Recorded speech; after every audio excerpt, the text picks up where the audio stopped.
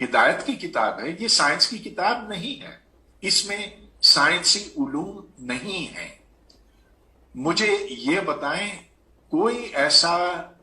نیا سائنسی تجربہ ہوا ہے، کوئی نئی سائنسی دریافت ہوئی ہے قرآن کے مطالعے کے نتیجے میں؟ میرے علم میں تو کوئی نہیں ہے۔ آخر اگر ایسی چیز ممکن ہوتی تو جیسا کہ آپ نے کہا مسلمان تو اس وقت جی دنیا میں سائنس کی قیادت کر رہے ہوتے، بالکل باقی دنیا ان کے پیچھے پیچھے چل رہی ہوتی، جی کیونکہ اگر اتنا بڑا علم ان کے پاس ہے جی تو پھر مغرب کی طرف جانے کی ضرورت ہی کیا، ان کی ٹیکنالوجی کی ضرورت ہی کیا؟ جی اب دیکھیے ہمارے ہاں مولوی صاحبان، اب ایک ہے یہاں، پتہ نہیں آپ نے ان کا نام سنا ہے کہ نہیں، مولانا طارق جمیل نام ہے، جی بہت بالکل مشہور ہے، بہت جی مقبول ہاں ہے۔ جی اب وہ کہتے ہیں کہ ہر مرض کا علاج اجوا کھجور سے ہوتا ہے، اور پھر وہ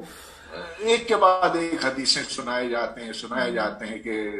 یہ ہوا تو یہ ہوا تو وہ ہوا تو وہ ہوا، لیکن جب انہیں دل کا مرض ہوا، تکلیف ہوئی، تو وہ ہسپتال چلے گئے، بالکل جی ہسپتال چلے گئے جہاں ان کے دل میں سٹینٹ لگا، اور وہ سب کچھ دیکھ رہے تھے مانیٹرز کے اوپر، ٹی وی مانیٹرز کے اوپر، ادھر ان کو الٹرا ساؤنڈ کا، ان کو سی ٹی سکین کا، وہ سب کچھ دکھائی دے رہا تھا۔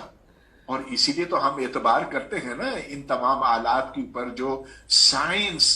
مغربی سائنس کی کے زور سے بنے۔